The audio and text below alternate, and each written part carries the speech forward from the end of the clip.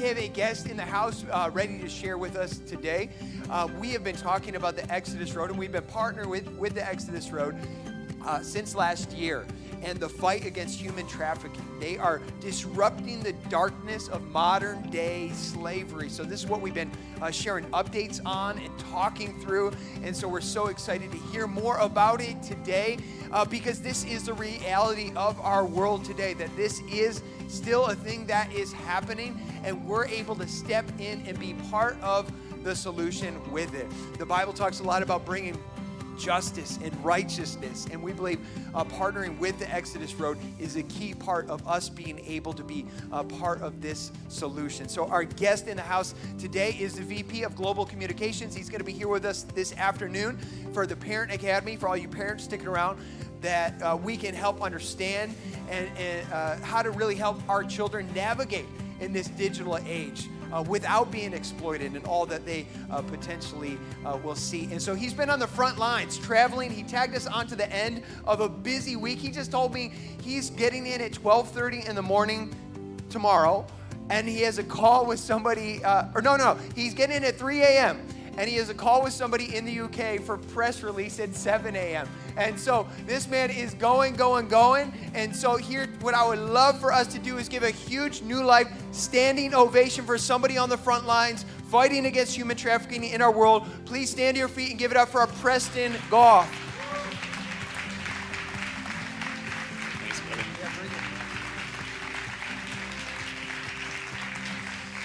Good morning.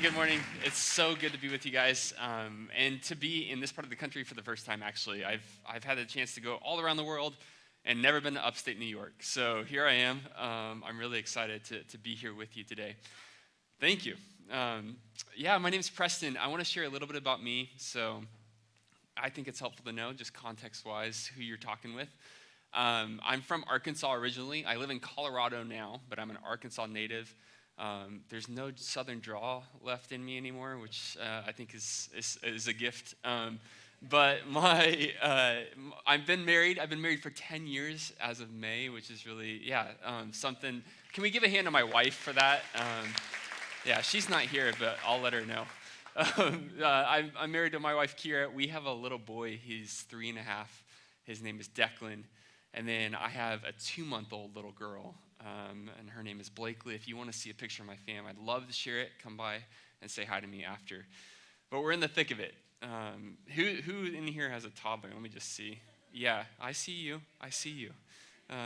Keep doing what you're doing. So just a little bit more about me. I'm on staff at the Exodus Road, but I have had a bit of a unique journey to that. I actually went to school for a religion degree. I have a master's of divinity, and I'm an ordained pastor. And so I am used to being in the church setting, and even in that role, part of my life I worked for a church for 6 years. Part of that journey was helping the people of God come to a recognition of the brokenness of our world and what they could help do about it. So it was a natural transition for me into the work of the Exodus Road. If you've been around the New Life community for any amount of time, I'm sure you're aware about the relationship, as Pastor Joel mentioned.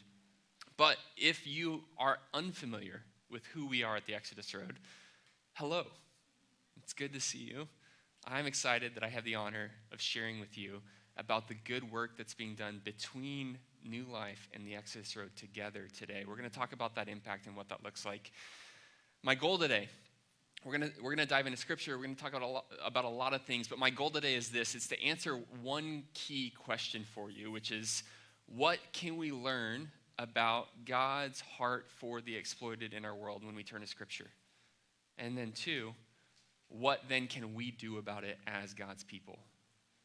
Now we're gonna talk about some difficult things today. I'm gonna open a door for you to a world that is sometimes hidden and obscured. It's the world of human trafficking. And for that to take place, I'm going to talk to you about some hard things. Trafficking in various forms, including sex trafficking. But here's what I want to say to you. I'm not going to share anything that's inherently scary, inherently dramatic or salacious or graphic. But I recognize that topic can be a bit hard to digest for some. So if that is something that feels triggering to you, I just want to invite you, take care of yourself in this time. Step away if you need to. That said, I want to introduce you to who I work for, the Exodus Road. And to do that, I'm actually going to invite you to take a look at this video on screen. Freedom is for everyone, but not everyone is free. Today, over 50 million men, women, and children are trapped in modern slavery. Men are lured by deceptive job offers that lead to exploitation. Women and children are abused and sold, with basic needs for food, safety, and even love manipulated by criminals. But we refuse to accept this. We are the Exodus Road, a global nonprofit disrupting the darkness of modern-day slavery. We're dedicated to finding, freeing, and caring for trafficked people worldwide. Partnering with law enforcement, we provide crucial intelligence that exposes exploitation, identifies trafficked people, and enables swift action to rescue victims and arrest perpetrators.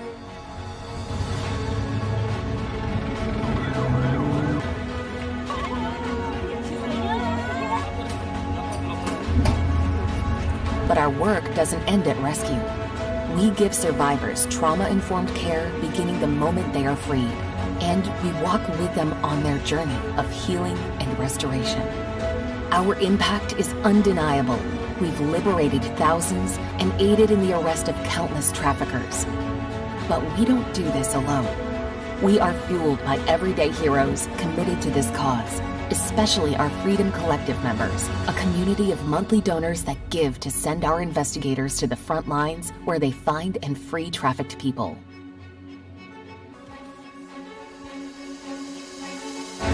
We are not okay with a world where any human is bought, sold, or exploited. Freedom is for everyone, but not everyone is free. Until that changes, we are the Exodus Road.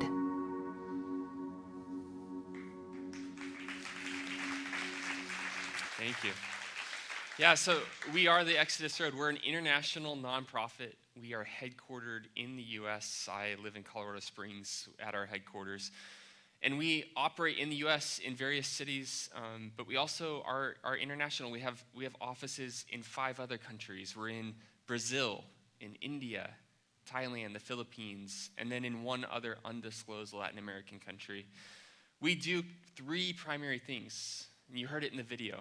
The first thing that we started doing a little over a decade ago, and we've really become experts at, is the work of what we call intervention. So you may have heard of it in the language like rescue. That's what we call the work of intervention. What does that mean? We have human intelligence officers and cyber intelligence officers that work with law enforcement partners around the world to gather evidence that exploitation is taking place, that trafficking is happening, to put that together into a target package that we deliver to that law enforcement to motivate them, to empower them, to encourage them to act on behalf of the exploited. We've been doing that for a little over 13 years. I'm going to tell you about the impact of that later. The second thing that we really do is we recognize that skill set, the ability to prove that exploitation is taking place, isn't something that is naturally given to law enforcement, especially globally, when they leave the academy. It's often very hard to identify that human trafficking is happening. So we train law enforcement officers to be able to do that themselves as part of their routine work, and we give them the tools, the technology that's needed to make those cases take place. We've trained almost 50,000 law enforcement officers and citizens who do anti-trafficking work to actually be able to do that work effectively. The last real cornerstone of our work is aftercare programming.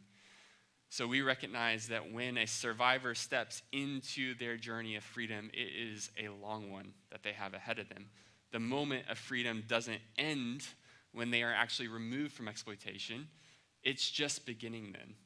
And they need unique support based on each of their individual needs. And so we have trauma-informed social workers.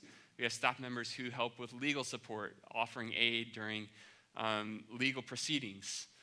All these different needs, we help with career-based training, skills-based training, medical needs, so that they can step into their new life with the most assets in their corner, ensuring that they aren't re-exploited in the future.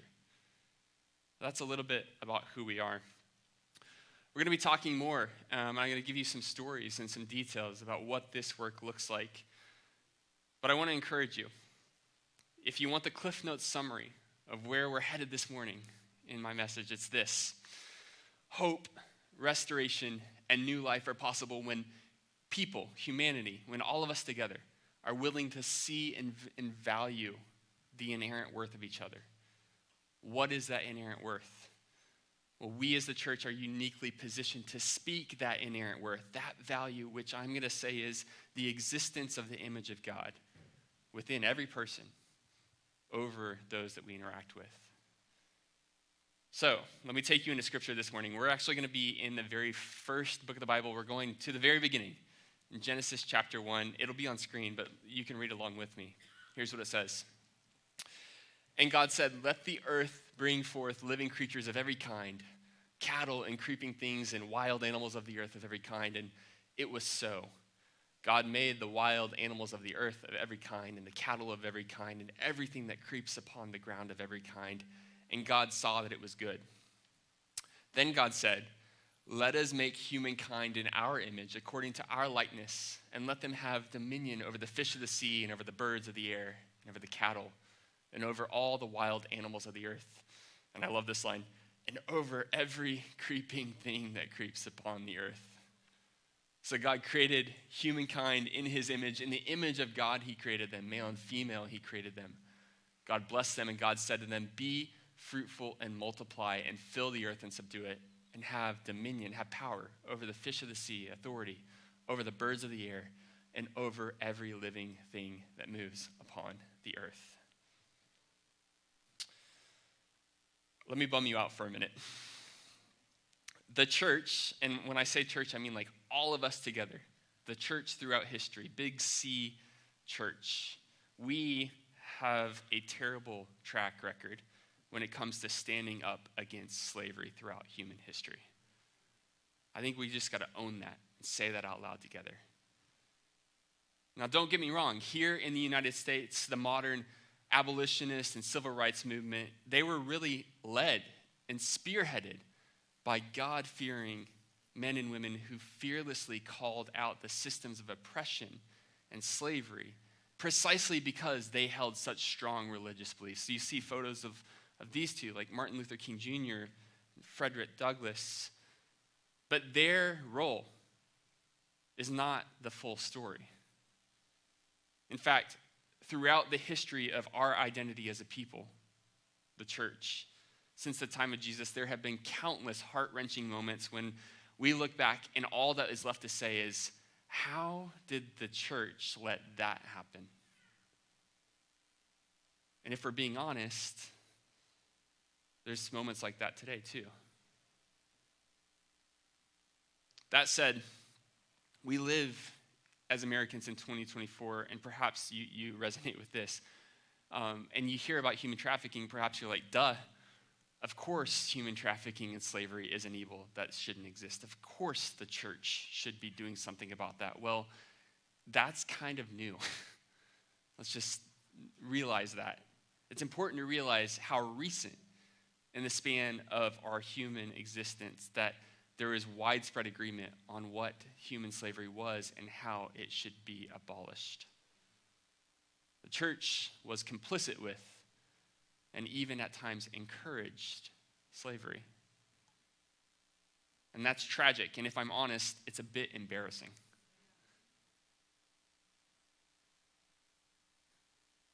So I found myself, you heard in my intro, I have a master's of divinity. I love history, which I realize can put some people to sleep, but just go with me there for a minute. So I found myself asking, we have this idea of what modern slavery looks like today and how it should be responded to. Surely someone throughout the history of the church got it. Surely someone was standing up to that. So I started looking back into the past, trying to find a woman or a man who held that same conviction as us today. And I want to take you on a bit of a journey to meet this guy. It's Gregory of Nyssa. This is a real photo of him, by the way, from 385. So Gregory of Nyssa, I love names from this time too, because You know he's super old because his last name is just where he's from.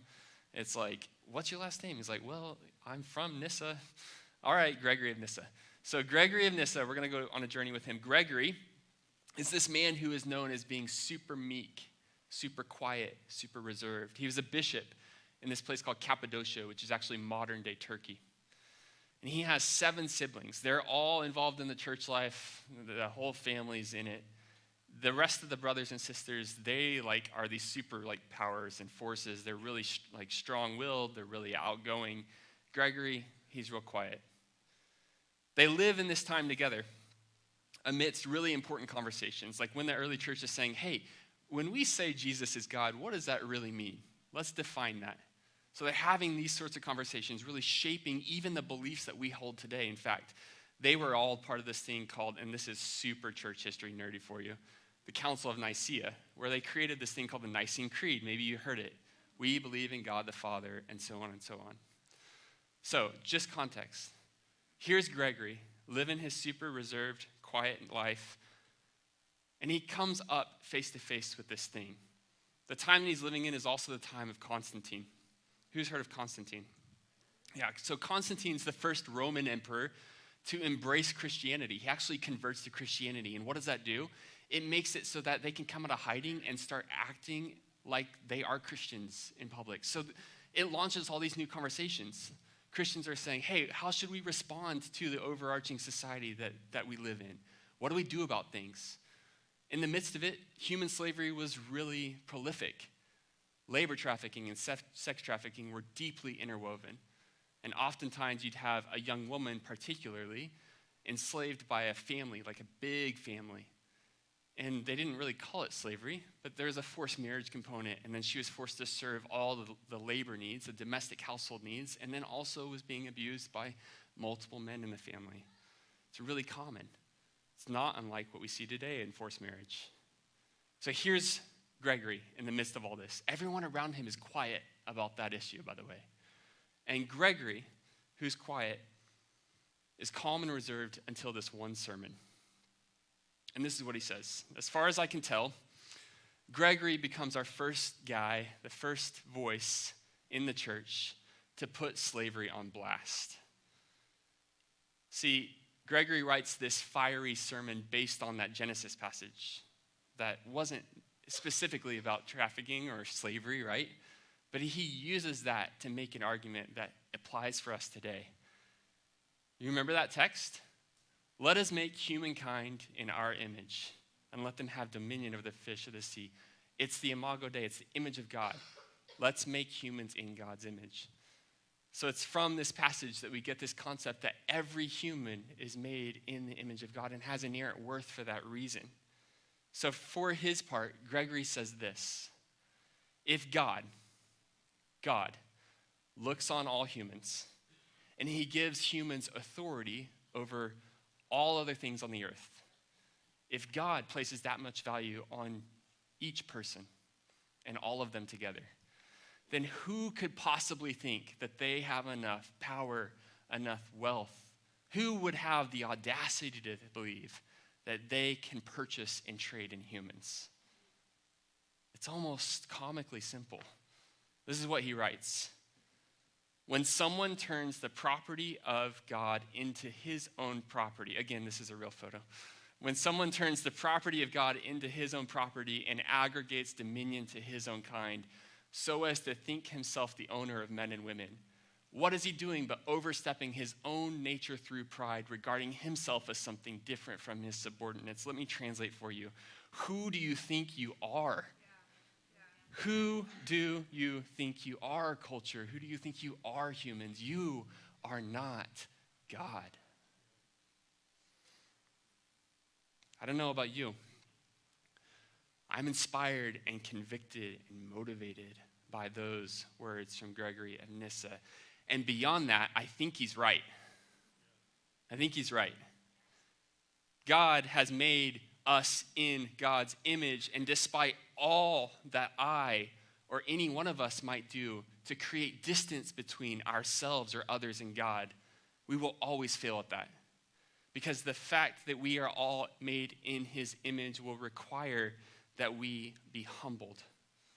And it will force us to value the lives of one another at astoundingly high levels. At the Exodus Road, we're building a legacy as an organization that is fighting a global system that at its core wants to reduce the value of human lives to a quantifiable amount that can be bought, sold, and traded. It spits in the face of that vision. I've heard and I've seen it myself. I've walked the streets of Thailand, listening as men who look like me, look like my dad, look like my brothers, because they're from America, they're from Great Britain, they're from Australia, they're from the UK overall, walk together and they barter with each other, they haggle. They talk about where the cheapest rates would be for an hour with a young girl. Let's go to this bar, because after 1 a.m. it's only $20. I've seen screenshots from conversations between traffickers and their victims, forcing, demanding that they participate in unspeakable acts. I've seen footage of traffickers acknowledging that what they are doing has to be kept under wraps. For real, I've seen this video. We had an investigator undercover speaking with a trafficker in a bar. He didn't realize it, and what he said was, "It's human trafficking. We're selling the girls." Verbatim. I've seen families across the U.S. deal with deeply traumatic situations where their young people are convinced to send imagery, and then they're extorted for money for more images. I've never been in a church and not had a conversation with a family about that very issue. As of this year, let's talk about human trafficking. As of this year, Global Slavery Index has said that there's just shy of 50 million individuals impacted by modern slavery globally. That is the most in human history. It's more than the Atlantic slave trade. It looks very different, but it's more individuals impacted. I'll tell you that 4 years ago, 5 years ago, before the thing that changed our world forever, COVID, that number was 40.6 million. So it's increased 25% over that time. Here in the US, 1.1 million are estimated to be impacted. That's shocking. Here in the US. Overall, human trafficking is labeled in one of 3 categories. There's labor trafficking, sex trafficking, which is actually a bit of a subcomponent of labor trafficking, and then forced marriage itself. Often when I talk with people just like you in the US about this issue, what I hear and what they're quick to point out is that they've heard about the prevalence of human trafficking near their major city. Like, isn't Syracuse really bad for this? Isn't, I was just in Philadelphia. Isn't Philadelphia like the hotspot for this? Because of this interchange and this highway system and XYZ. And the truth is, they're not wrong. It's just prolific and prevalent everywhere. They're all right. Human trafficking is also highly misunderstood. It often looks much, much more mundane than what you might imagine, especially in developed countries. But Hollywood's portrayal, probably you're sitting here thinking, hey, like I heard about human trafficking from a movie. Hollywood's portrayal, it helps get us talking about it, but it often over-dramatizes the content. And it helps us or forces us to misunderstand the true reality of it. It can stereotype victims, it can stereotype perpetrators, and it sows hate for everyone that exploits, causing us to forget that actually, and this is a hard one, the image of God that exists within the victim also exists within the perpetrator and is waiting to be called out, waiting to be cultivated within the trafficker as well. That's a hard one to swallow. Human trafficking is increasingly hard to spot and increasingly online. In fact, over 80% of trafficking here in the US begins on social media, which shouldn't be all that of a surprise. Our lives revolve around it today, but it's the reason why the Exodus Road created the program Influence that I know many of you are going to be taking part in later this afternoon. because we see the rise of social media and the online world as a force for exploitation. And we see generations, teens, children, parents having to navigate a world unlike any before. In the majority of circumstances in the US, victims of human trafficking know their perpetrators, their family members, their friends, their romantic partners or ex-romantic partners. Yes, in some cases they are strangers or pedophiles, but I'll tell you that that is less common. At the Exodus Road, we are committed to this work of freedom, the work of freedom for the exploited, education for communities and empowerment, training for law enforcement, aftercare support for survivors, arrest of perpetrators. And we are committed because we believe that we, by walking that path, might just be able to help tear a corner off the darkness of human trafficking. And I'm proud to share that through our efforts, it's working. We've helped to free 2,840 survivors of human trafficking. Thank you. And we've helped to arrest, and I love this, 1,693 perpetrators throughout that same time. I said it earlier, but we've helped to train almost 50,000 law enforcement officers and citizens to help combat this in their communities. And here's what I want to say to you. And this is where I want you to really put your hands together, because you, New Life Church, stepped alongside us and have been helping too. About a year ago, you came alongside the Exodus Road and said, hey, we've heard about this big issue. We want to help contribute to response. And so you joined us as a generous partner. And together we said, okay, where should we focus our efforts? Let's pick somewhere where we can easily track the impact that's taking place. So we picked the Philippines. This young boy that you saw, is actually in a community that you, New Life Church, have been helping to serve. I took that photo in the midst of a really terrible rainstorm in Manila in June. But it was so infectious, his smile, right? You likely don't know this, but let me tell you a little bit about the Philippines. The Philippines is the world's largest producer of something called CSAM, which stands for Child Sexual Abuse Material. What we mean by that is imagery or video that depicts the exploitation of a child. It's the largest producer of it. If you find your stomach upset by that, let me just tell you that the largest consumer of CSAM content and host is the United States. And Great Britain is close behind it. It's a worldwide global issue that involves multiple countries at the same time. Last year, you stepped alongside the Exodus Road and you made a contribution towards our work in the Philippines.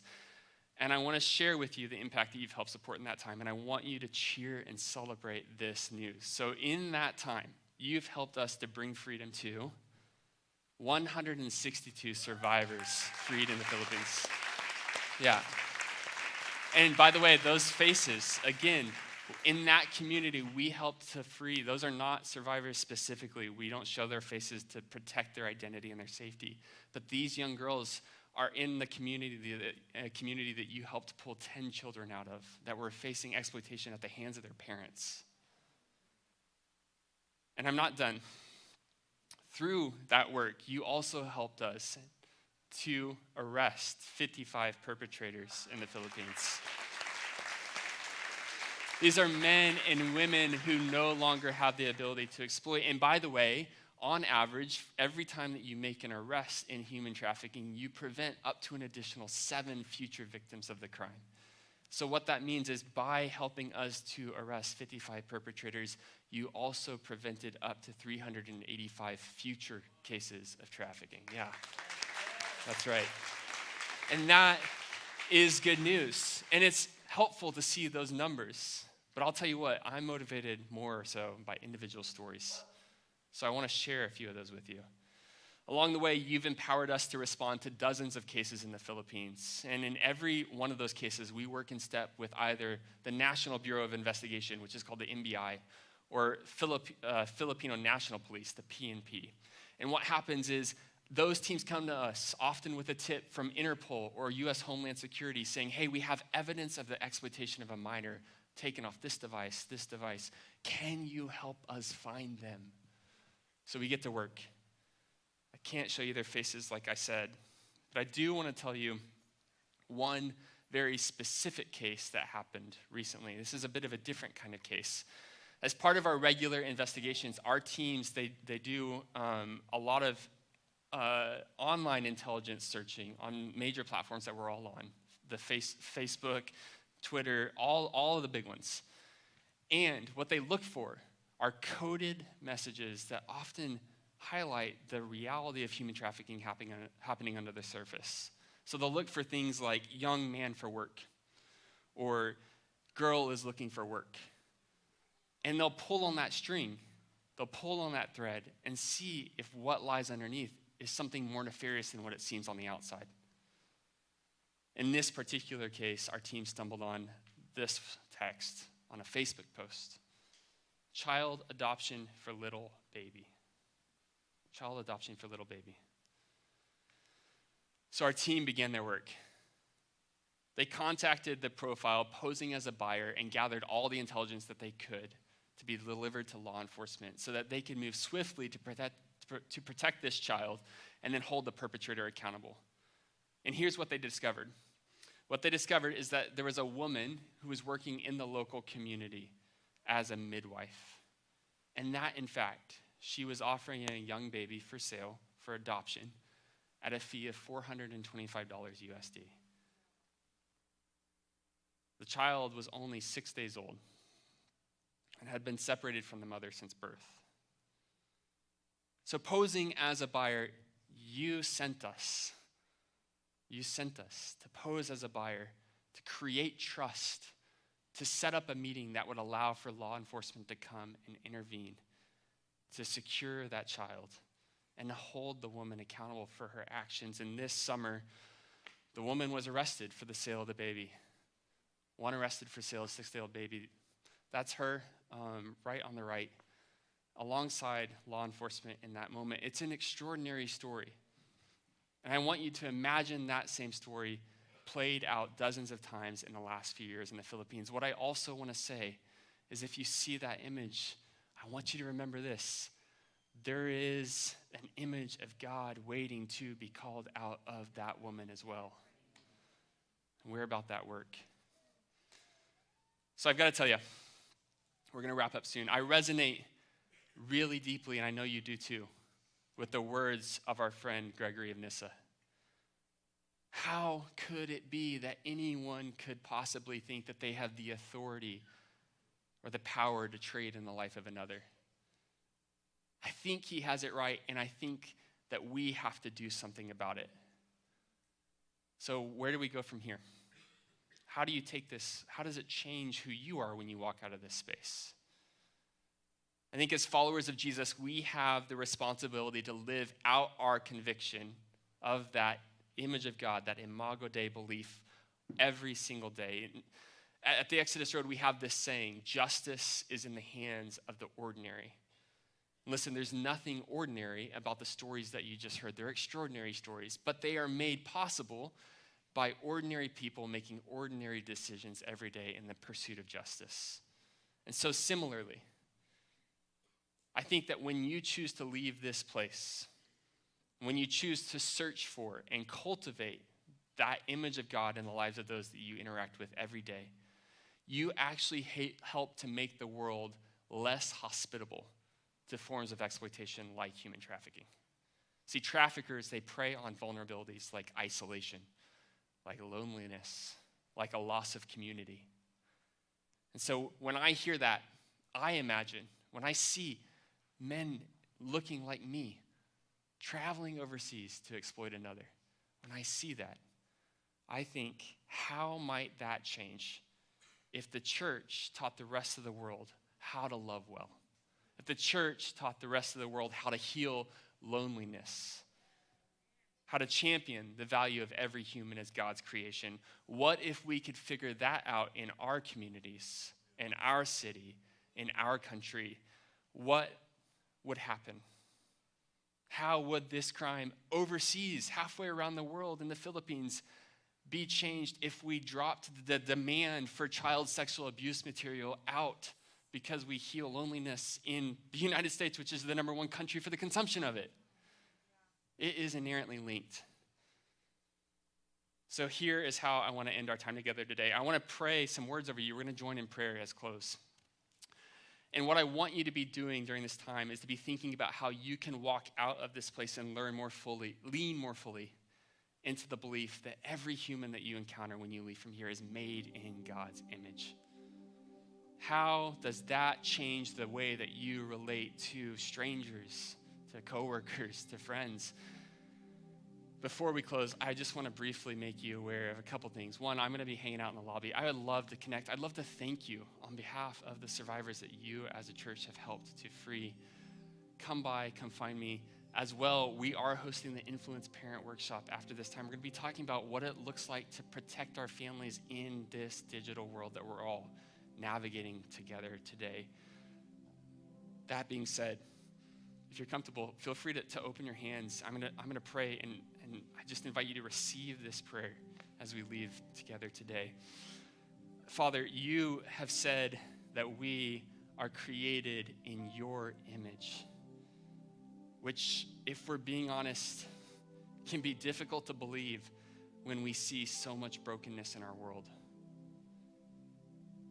But when I choose to look within, I recognize that the grace that you extend to love someone like me, it's extraordinary. So teach us to love God as you have loved us, so that our world might be friendlier for all of those in our communities. Teach us to be good neighbors, not just to those who live nearby, but to everyone that we meet. Teach us to value every human that we encounter as a precious child that is worthy of a life lived free of exploitation, and use us as your church to be a voice for those who are told that the value of their life can be quantified, that it can be bought and sold. Use us to rebuke that, God. Help us disrupt this dark issue.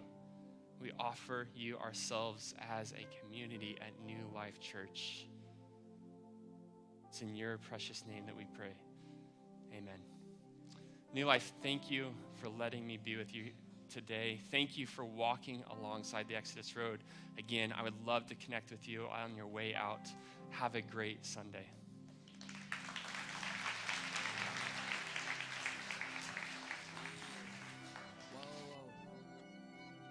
there's one thing I know, hey, yeah, God is good all the time.